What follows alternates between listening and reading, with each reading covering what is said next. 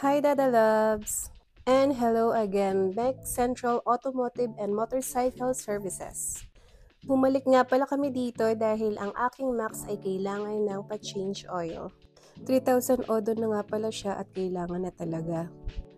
Siyempre dahil trusted ako kay Beck Central Automotive, dito natin siya papa-change oil.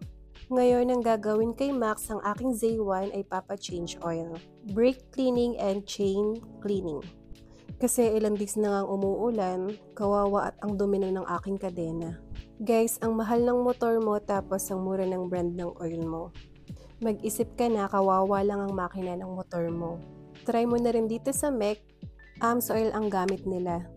Pwede rin ito sa sasakyan, subok at matagal na. Kahit ilan months yan, hindi mababawas. Sobrang ganda pa ng takbo ng makina mo. About sa PMS, yes po, meron silang package good for 10,000 kms or 1 year. Pag ganyan na yung takbo ng motor nyo, punta na kayo dito sa MEC. Pa-PMS set nyo na guys. Just search and PM MEC Central Automotive for more info at bibigyan ka nilang package and quotations. Grabe na, sobrang itim na ng oil ng aking Max. Huwag kang magsiselos kung pinagtutulungan na lang ang aking motor. Dahil sa MEC mabilis at sulit talaga. Pagtutulungan talaga nila para mabilis ang gawa at iti-test drive pa nila yan bago nila ibalik sa'yo. Pagpasensyahan nyo na kaya madumi ang aking Max dahil galing pa nga kami sa apalit. Ilan beses na nga kami nag-pre-schedule sa MEC, lagi nakaka-cancel kasi nga umuulan doon. Finally, ito na nga, nakapunta na nga kami kay MEC. Mabilis lang pala yung change oil, no? So, after nilang mag-change oil, ayun nga, ibababa nila.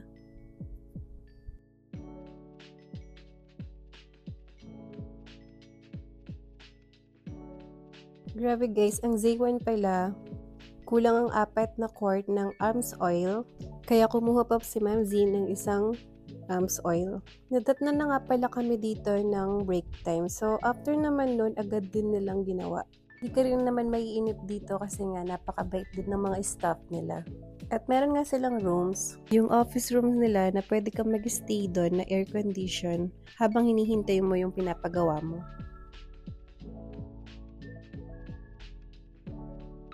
After break nila, pinuntahan agad nila si Max para i-wash.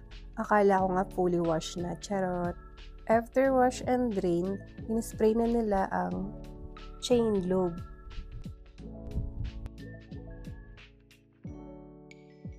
Pagkatapos nun, chinek na lang din po nila si Max. O diba guys, nakakapanatag ng loob kapag yung motor mo safe at na-change oil na.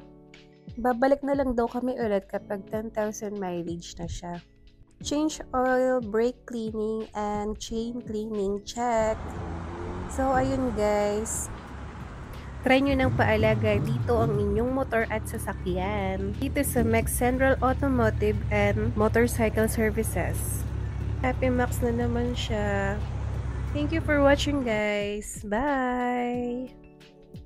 Let's go!